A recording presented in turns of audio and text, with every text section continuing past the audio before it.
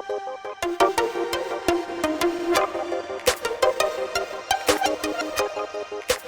going on, everybody? Welcome to this new episode of Nerd Vibes. Today, we're going to skip a lot of the news where we talk about a bunch of different things in the beginning here. I'm just going to go on a little bit of a rant, not rant, but, just letting some feelings out. The news hit at the time of this recording yesterday, now that the creator of Dragon Ball Z, Dragon Ball Super, all of that has passed. Akira Toriyama. It's very upsetting to me. As you can see over my shoulder, I got Vegeta in there. Above Zoro, I've got Gohan up there, two of my favorite characters in all of anime.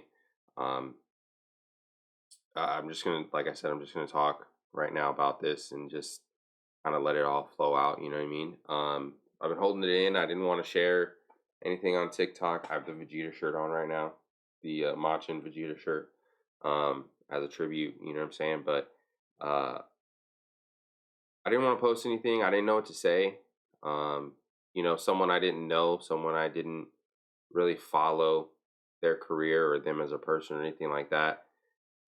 Something that they created had such a huge impact on my life, and the passing of that creator is something that hit me kind of it's kind of a weird feeling, to be honest. The author just like I said, it's hard to put into words how I feel, to be honest, because it's someone I didn't know, but again, they had such a big impact on my life. Like I remember some of the first anime memories I have are watching Dragon Ball Z, watching the Cell arc, with, that's where Gohan became my favorite character, and Super Saiyan 2 Gohan beating Cell, with the family Kamehameha and going Super Saiyan 2 and that whole arc, and then going into Majin Buu. And I was watching it in a time where watching anime wasn't cool. I would go home from, basketball practice or whatever sport I was playing at the time, and I would find this random channel on cable TV, random channel, and I would watch Dragon Ball Z in Japanese, not even subtitled at that time. It was just straight Japanese, no subtitles, no nothing. And I would just watch it because I was just sucked in by the story and what I was watching visually. Then you fast forward and it's on Toonami on Cartoon Network, and then later on Adult Swim, and then you go into Super and all of those, and it's on Crunchyroll and Hulu and all these things. So, and then you go back like I did and you watch the original Dragon Ball series. You watch the early stuff in Z, the Saiyan saga, the Frieza saga, obviously. I remember watching the Frieza saga as well, but it's not a core memory for me. I do remember Goku going Super Saiyan for the first time and how emotional that was. It's just the Gohan transformation hit different for me, just as an aside. But again, this series has taught you so much about, perseverance, being able to choose your own way.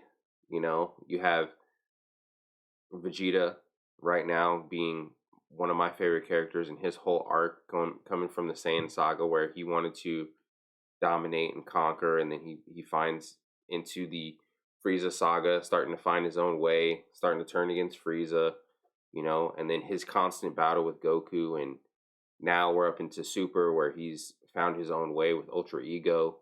That transformation, just his whole journey has been amazing, and Akira Toriyama's that writer, same thing with Gohan from coming from an annoying little kid in the Saiyan saga to, stepping up in the Frieza saga, going to the Cell saga, we just talked about that. And then him finding his own way, being a good father, a good husband, a scholar, even, whereas other people in his verse are just fighters and stuff. But it shows the different variations of Toriyama's writing, his character development, There's also the comedic aspect. It was more so in Dragon Ball and early Dragon Ball Z where you would see a lot of the comedy aspects, but it was there, you know. And I just can't say enough about this author. You know what I mean? How much he means to the anime community, how many other anime, manga, and creators that he's inspired, artists, you know, just the inspiration of this man goes beyond his medium, you know. And I just wanted to, like I said in the beginning of this episode, just lay out and just give myself some time to really feel and react. And like I said, I could have put something out and put it on social media and all that kind of stuff, but I really wanted to sit with the news and really stew and really come to a place and be able to better, still not well, but better express the way I feel about um, his passing. He will be missed in the anime community, but his legacy is going to live on in Dragon Ball, whatever form that takes, and in the form of all the inspiration that he's given to people around the world. So, moment of silence, rest in peace, Akira Toriyama.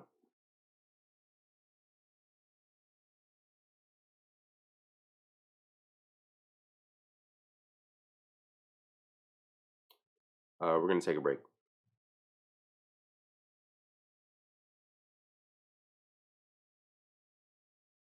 All right, we are back.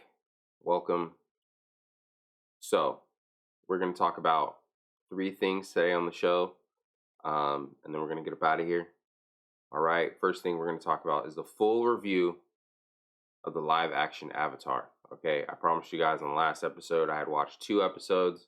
Promised you by this episode I was going to watch the full thing, get my full review, because I feel like my first 2 episode review was pretty harsh. And in all honesty, it probably doesn't get too much better.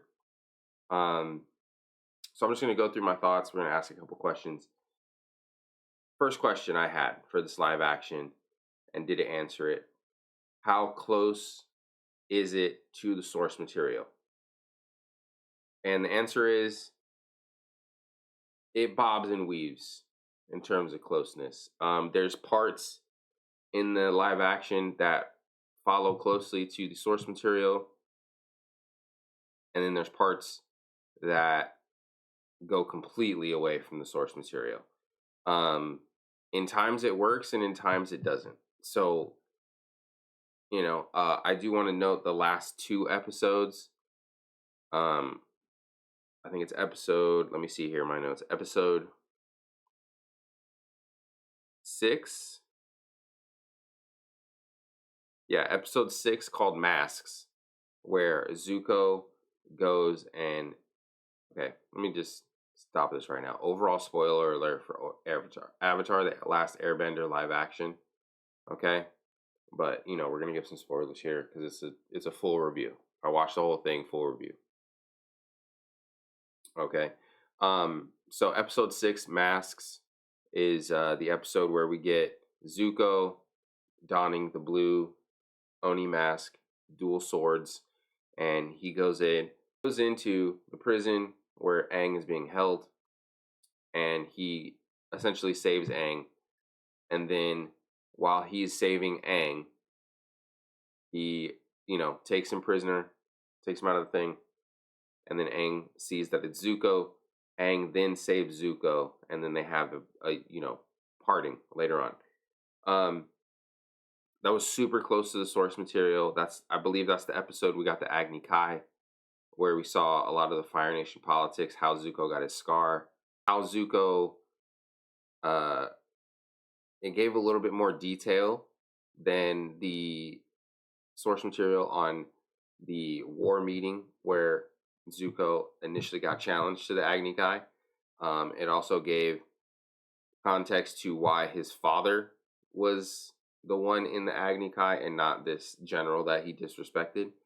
So that's good. It gave a little glimpse on Azula's personality in that moment. We also got Iroh, who was advocating for Zuko and for Ozai not to do this. And then we also got a much crueler depiction of how Zuko got his burn mark than in the animated series. In the animated series, it made it look like he just got hit with a glancing blow from Ozai that burned his eye, and that was kind of the end of the Agni Kai. In the live action, we actually get Ozai pinning Zuko down and intentionally giving him this burn mark on his eye. It was pretty brutal to see, to be honest. But like I said, it was a lot better than the source material. I was very excited to see just how much they gave to the Fire Nation in terms of the political machinations of what was going on with General Zhao, how he ultimately wanted to become the Fire Lord, and that's why he was doing what he's doing in the animated series. I don't think we got that actual statement from him. So the actor that played him did a very, very good job. We got Iroh at the end of that season, doing exactly what he did in the animated series and trying to defeat General Zhao for what he did with the spirits. So overall, I just want to say Zuko grew on me. He had been growing on me, and that episode 6, Masks, kind of really put it over the top for me. Zuko was one of my favorite parts of the live action. I don't think that it's really a debate. The Fire Nation, just in general, was very interesting to me. The political aspects, Ozai, just him, the actor and the character of Ozai, was amazing portrayal. Azula, I didn't really like the actress. I think they could have found someone who looked closer to Azula. But the personality traits and the direction that they're going with Azula, I feel like was kind of spot on in this one. So very happy about that. Episode 8, which is the last episode, was the other episode that was very, very close to the source material in terms of the sequences, the battles, pretty close to what happened. So that was a really good one. I enjoyed the special effects of Aang being the moon or the ocean spirit, how that came through, how it was portrayed. That was really good. And that's gonna kind of be it for the good things about this. I want to get to some of the bad things, unfortunately, but there was some bad. Okay, Sokka. Let's talk about it.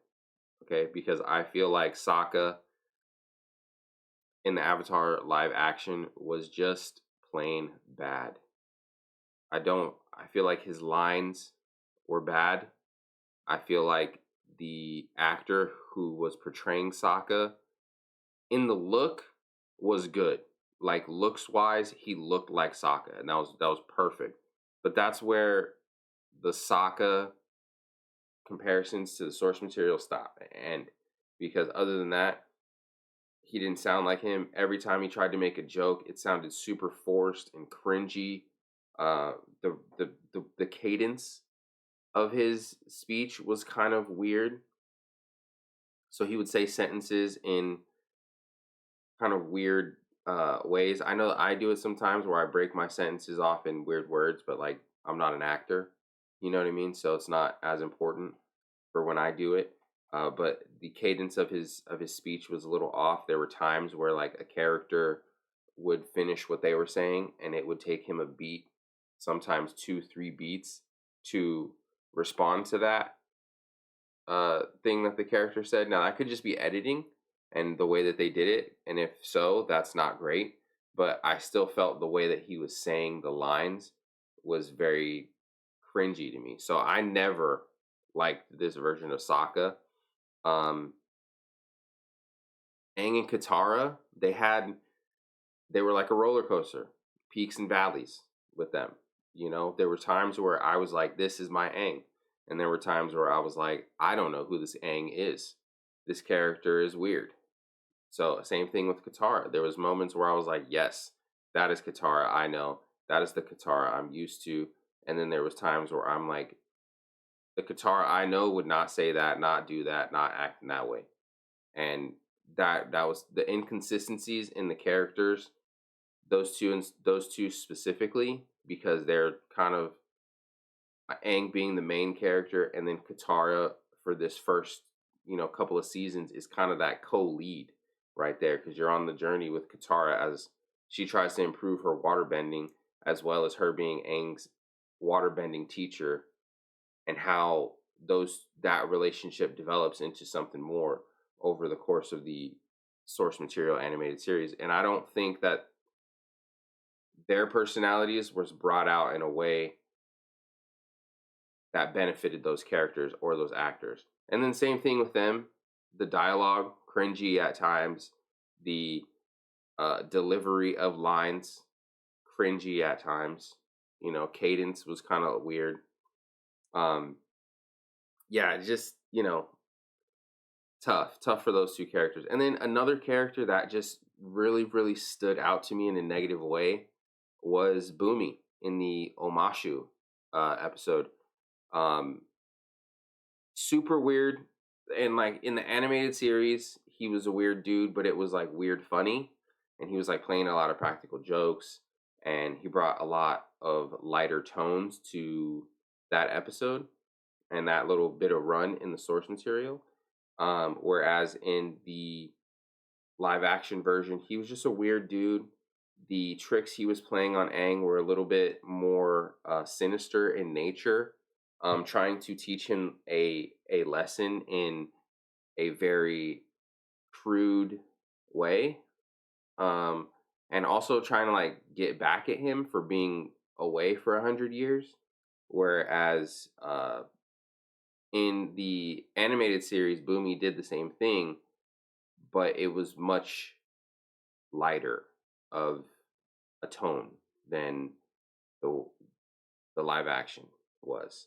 And I just thought again, Boomy came off as weird, cringy, and a little bit more sinister than I was hoping for in that moment. I was hoping that he would bring that comedic relief, that levity, that breath of fresh air, and that change of tone to the series and bring it to like a more of a friendly um a friendlier time, because later on in the episode that it's going to get real dark, especially, or later on in the season it's going to get real dark, especially when Aang got captured, and then you go to the water bending uh attack at the end. You know what I'm saying? So I would have liked that specific episode with that specific character to be a little bit more light, a little bit more funny, um, than it was. But I understand that they're trying to go for a Game of Thrones type theme and type of tone where it's a lot more aggressive, a lot more death, a lot more political play and talk than there was in the animated series. They're trying to make it a little bit more adult and a little bit more grown up. But I think for them to do that, the lead characters of this show should not have been kids. Um, they should have gone with maybe a more mature, more adult Aang, Katara, Sokka, and Zuko, and done that story, where you could have done a Game of Thrones style, where you can tell a lot of that story from the gaps. You know what I mean? You can make up your own story as you go, and kind of like add to the lore, as opposed to retelling the original animated series, which was made for kids, trying to make that a Game of Thrones style show that has a lot of death, a lot of political intrigue, and a lot of stakes, but having your lead characters be kids, and these child actors not necessarily be up for that type of tonal shift, if that makes sense. So I just feel like the tone of the show was wrong for the actors that they chose. Um, but yeah, and then other little nitpicks just with the special effects. I feel like the bending needs to be faster. It needs to be depicted faster, and it also needs to have more basis in the martial arts that the original source material had. It was very distinct. Firebending had a distinct martial arts style, real world representation. Same with the other bending styles.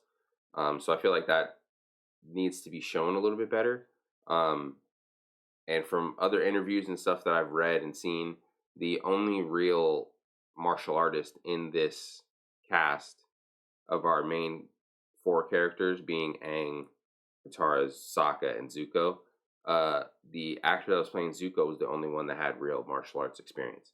And when you look at those fight scenes, especially the hand-to-hand ones, so like the Agni Kai, some of the scuffles he gets in with Aang and Katara, Sokka, you can tell that he has actual martial arts training, martial arts experience, and the other people don't. And that also makes sense story-wise because of how he was trained in the Fire Nation, Aang being asleep for 100 years, and then Sokka and Katara also growing up in the Southern Water Tribe where they didn't get that type of formal training. So it makes sense story-wise, but you could also just tell. So what do I give this show overall? I would say, I have it written down here in my notes, it's a 6 out of 10. It's not a great show if you are familiar with the source material. But if you're just going into this show blind, you've never watched Avatar before, never watched Korra, you're unfamiliar with the lore and stuff, I could see how you would enjoy this show and how it would be appealing to newer fans. But as a fan of the source material and a fan of pretty much one of the greatest animated shows of all time, and this being a recreation of that in so to speak, I don't think it was that good. I think it was just average. I think they do get some things right, but there is a lot wrong with this series, and it's unfortunate. As of this recording, they have been renewed for season 2 and season 3. So hopefully they get some things right in those seasons and improve on some of the things that they got wrong in this first season. I hope those actors get better lines and they read those lines better and they can grow into those roles a little bit better. So I'm still hopeful for this show, but season 1, 6 out of 10, just average, just better than average, just by a little bit. Yeah, it's unfortunate that we have another live action anime adaptation that just kind of flopped. I don't think it flopped, but I think it just didn't do what we all thought it would do. So it is what it is. Good, not great. Average to good is what I would say. Yeah, that's gonna round out our Avatar discussion. So coming up next, I want to talk about something that I've seen.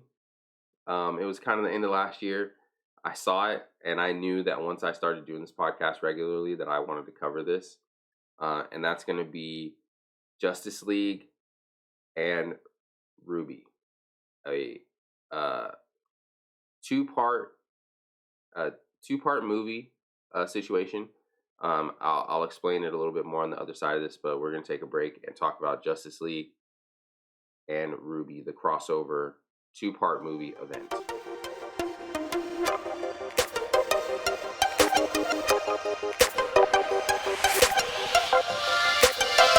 Alright, so I want to do a review on Justice League X RWBY, pronounced Ruby, so it's going to be Ruby from now on.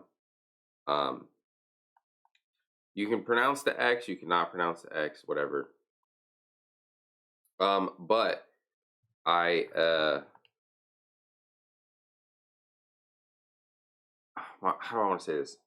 It's on HBO. Let's start here. You can watch it on HBO Max. Okay.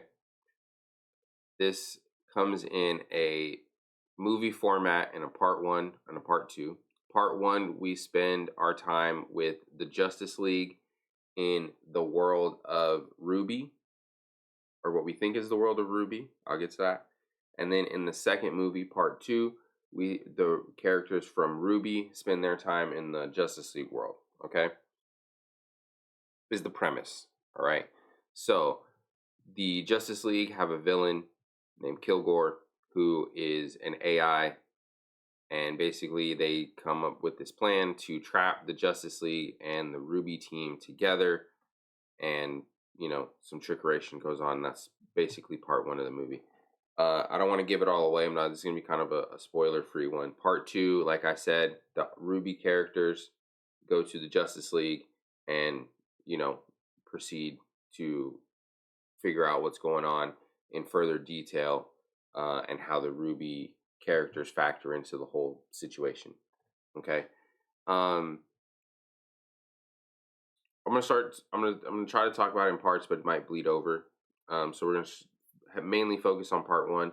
I'm gonna try to stay away from spoiler stuff because this movie did just come out straight to video on HBO Max in 2023, and the part two I believe came out in early 2024 or late 2023. So not a lot of people know about it. So I'm gonna try to stay as spoiler free as possible.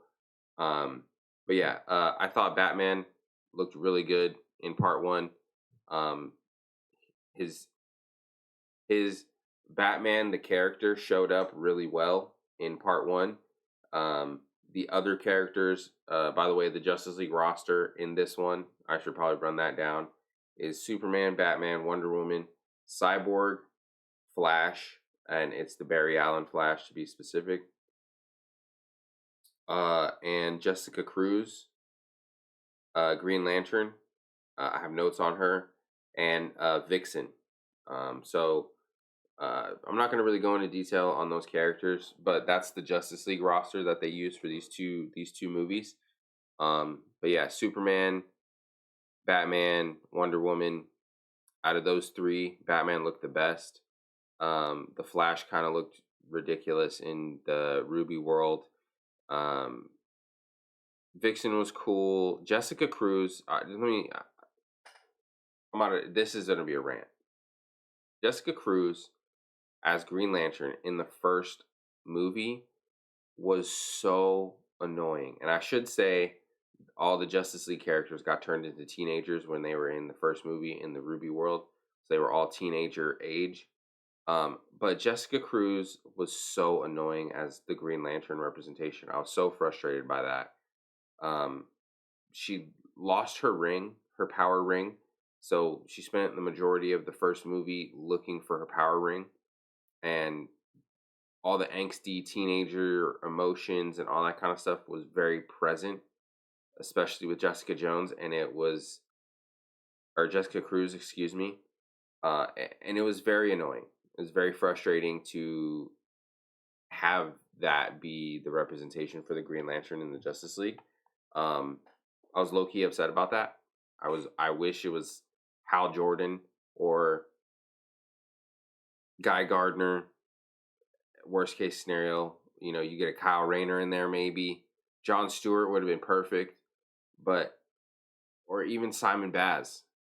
I know I just named five guys, and they wanted to have more female representation in this movie, but Jessica Cruz was just so annoying, and it was a tough watch.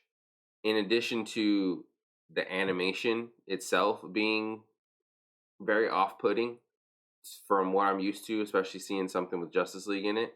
Um, the animation was similar to, I mean, if you guys seen the webtoon Ruby, it was that animation, but it's similar to. I'm trying to think of something that is more mainstream that people would have seen. That the animation is similar to. Yeah, I can't think of anything off the top of my head, but the animation was off-putting. Um, it I let me I enjoyed being in the world of Ruby because it's an anime or a web series or webtoon that I knew nothing about. So going into this movie, I was going into it partly blind because I didn't know how the crossover was going to work, because again, I didn't know who these characters were.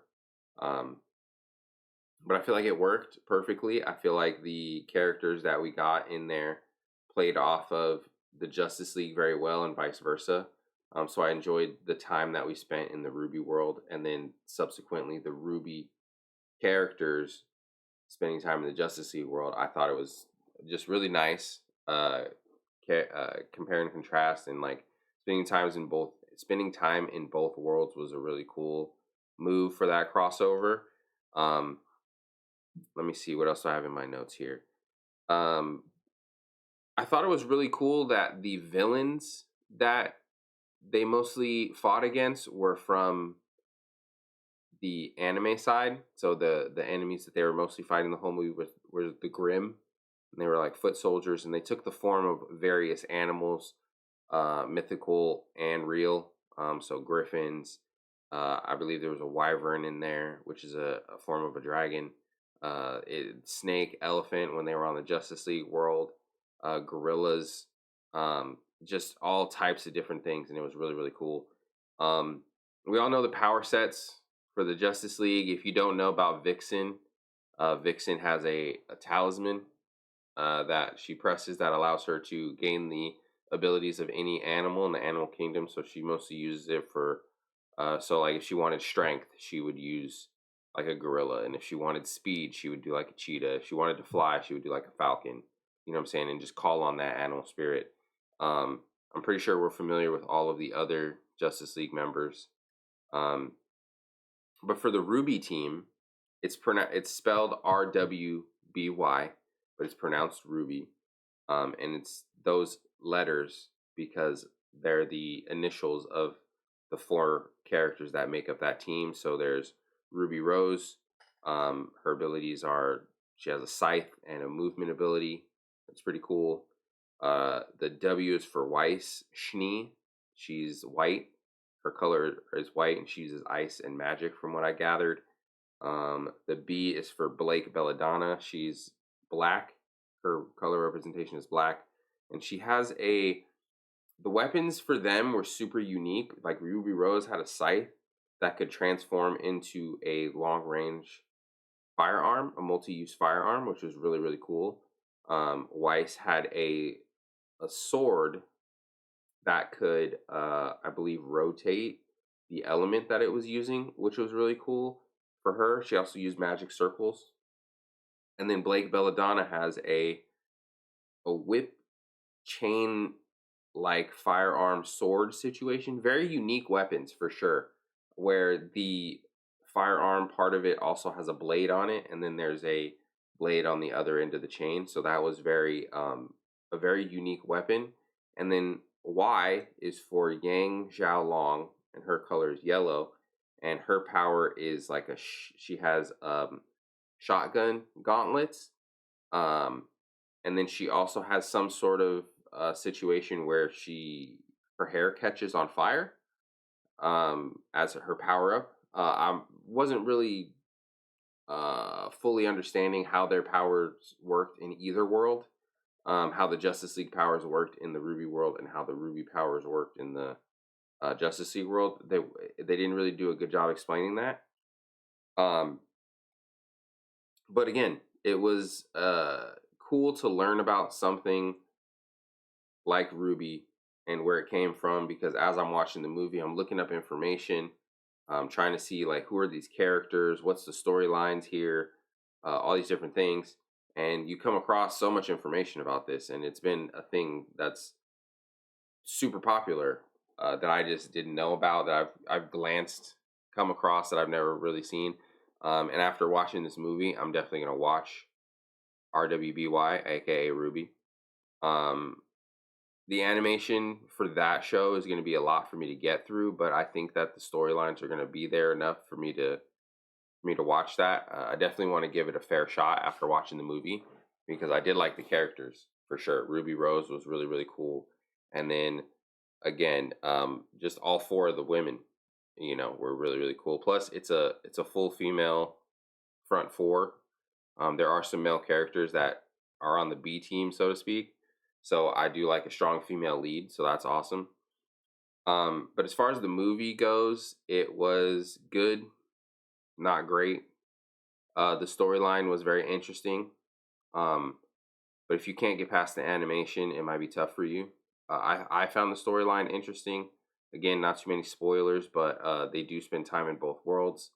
The reason they're in one world makes a ton of sense, and you know how it all resolves in the first movie going into the second movie makes a lot of sense. Um, if you only want to watch one of the movies, you can watch just the second movie. It gives you a pretty good 2 minute, 3 minute synopsis of what happened in part one. So if you just want to completely skip part one and go into part two, you could do that. Um, kind of did a great job recapping in the beginning of that movie what happened in the previous movie.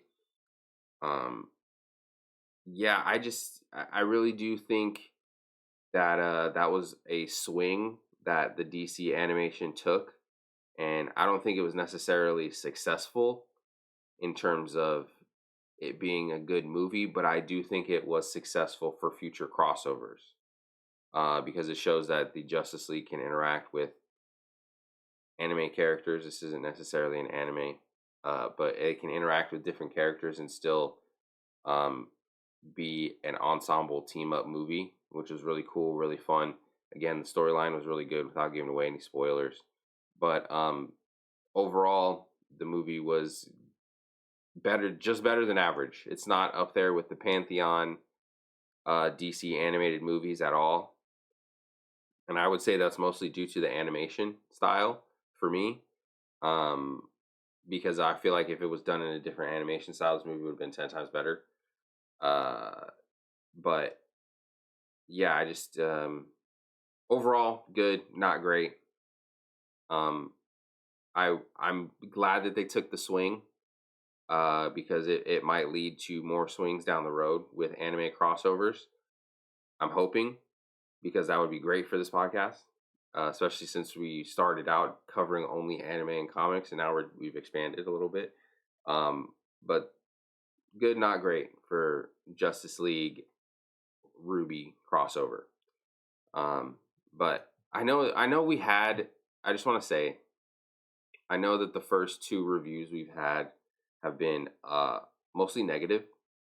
Uh, I would say, or pretty. I try to keep them neutral because they were good shows. Avatar was good, not great. Justice League, same thing. These two movies, good, not great. But the next thing we're going to talk about, another entry from Max or HBO Max or whatever, Ninja Kamui is a new anime that's come out, 4 episodes in, and we're going to talk about that because that review we're about to do is drastically different than the first two that we just did. So stay tuned for that. Ninja Kamui review, 4 episodes in, on the other side.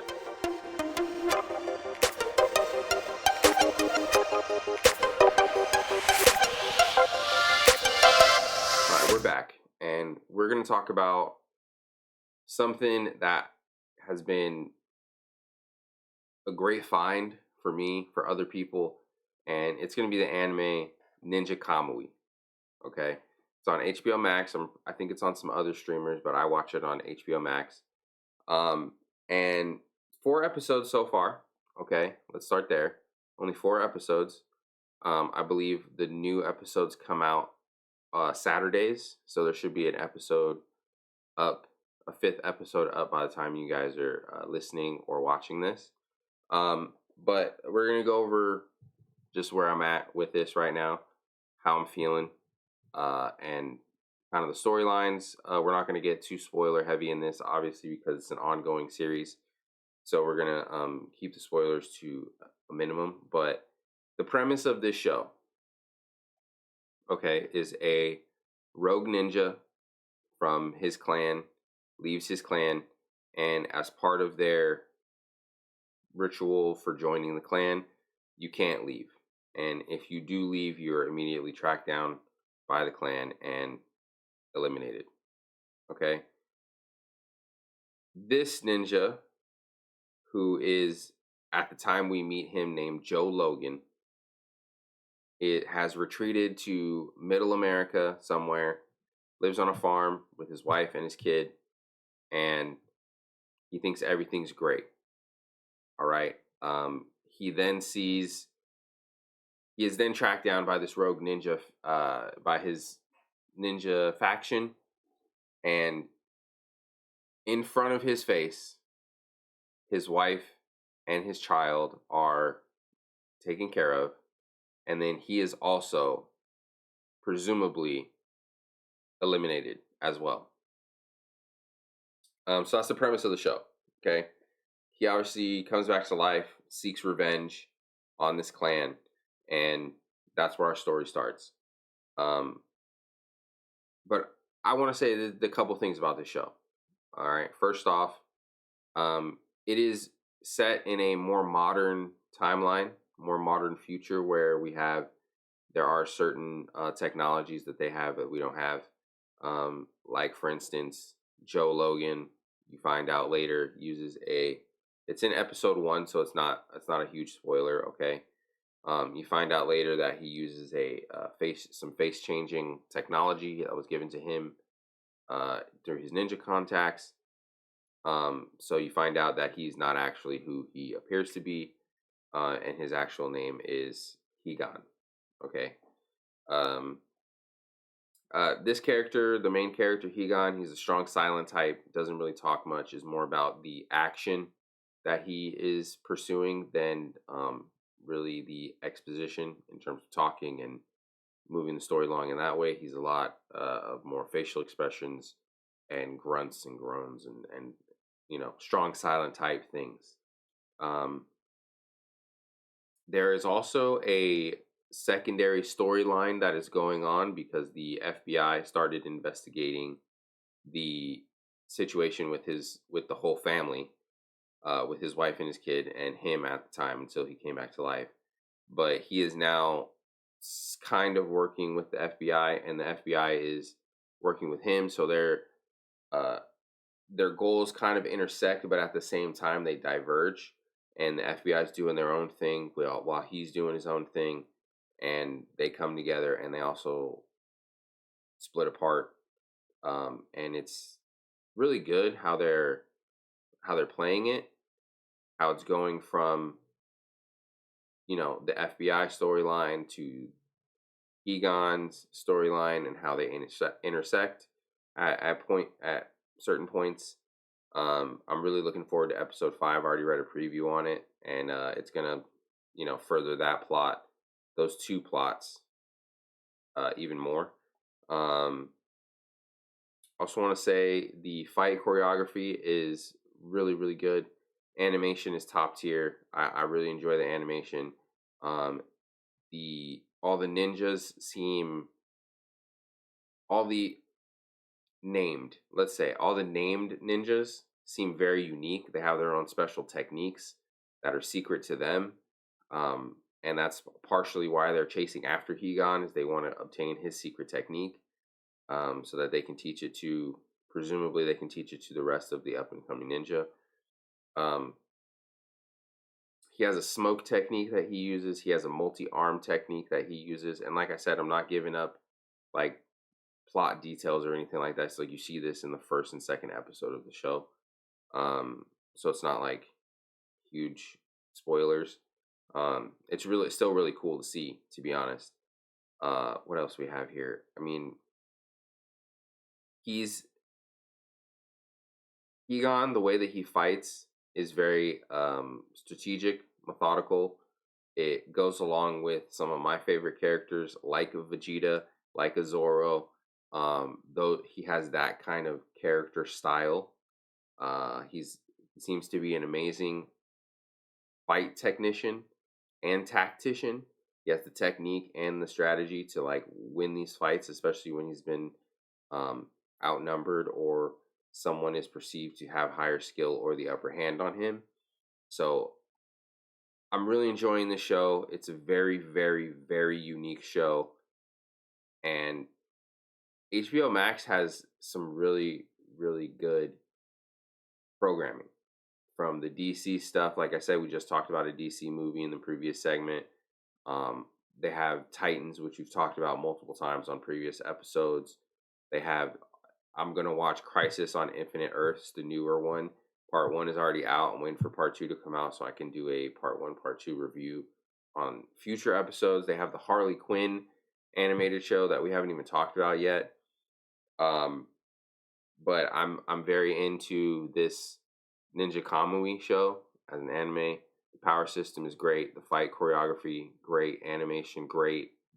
Uh, Everything is just amazing about this show right now, and it is kind of a little switch up from what I'm used to in terms of storytelling. I do like the shows that start with the ending or with the tragedy first, and then gives you the motivation of the main character right off the bat. So him having to watch his wife and child be eliminated right in front of his eyes gives me all the motivation I need going forward. I don't really need to have that much conversation about what he's feeling and why he's doing the things he's doing, because you see it right off the rip in episode 1 where his mindset is at right after that happens. So him being the strong silent type as a character is amazing, especially when you see what happens to him. And a lot of the other characters around him deal with the exposition of what's going on with the big bad entity, what's going on with the shadowy organization. You have a lot of people who do the conversating when it comes to what Hegon's next move is going to be. So him being the strong silent type as a character just works because of the other characters that are in the show that are being fleshed out. And like I said, I'm just very happy with where this show is. I'm excited to see where it's going, and I wanted to wait until we got 4 episodes to talk about it here on the podcast, because I mean we've been talking about solo leveling for a long time. The last 2 episodes of solo leveling were not super exciting. Let's be real. The episode that's coming up this week is supposed to be the one that's like I'm really excited for. So the last 2 episodes of solo leveling weren't that good, so that's why we're not talking about it here. But this was a great time for us to talk about Ninja Kamui for sure. And like I said, it's a great time to be an anime fan. I started off the podcast telling you guys about the times when it wasn't great to be an anime fan, but right now, everybody eating good. Everybody's eating good. And there's no shortage of great anime programming right now. And it's just, what a time. What a time to be alive, man. And just Justice League with an anime crossover, I never thought that I would see the day, to be honest. I never thought that I would see the day. But here we are. So that's going to be it for us. A shorter podcast this week because of the passing of Akira Toriyama. But I did want to, put my thoughts on wax and, give you guys something every 2 weeks. Like I'm trying to stay on schedule. Trying to get the episodes out for you guys, stay consistent so that we can continue to grow this thing. So we're going to take another break. I'm going to say, well, we're not going to take a break. We're not going to take a break. No break. Thank you guys for watching, listening, downloading, subscribing to the Nerd Vibes podcast, the YouTube channel. Any support is all appreciated. You guys, if you want to find me and get to me a little bit more directly, I answer my TikTok DMs. I'm on TikTok, Arm Dark Mamba, Instagram, Arm Dark Mamba, Twitch. I try to stream 1 to 3 times a week, playing different games, watching anime, so on. Twitch.tv/Arm Dark Mamba. I'm not hard to find. So if you guys want to get in touch with me or have more interactions, anything like that, outside of the podcast or the YouTube, just Google Arm Dark Mamba and you'll find me. Super easy. Again, I just want to say I love you guys. I appreciate all the support. Rest in peace, Akira Toriyama. And that's going to be it for us this week on Nerd Vibes. Peace.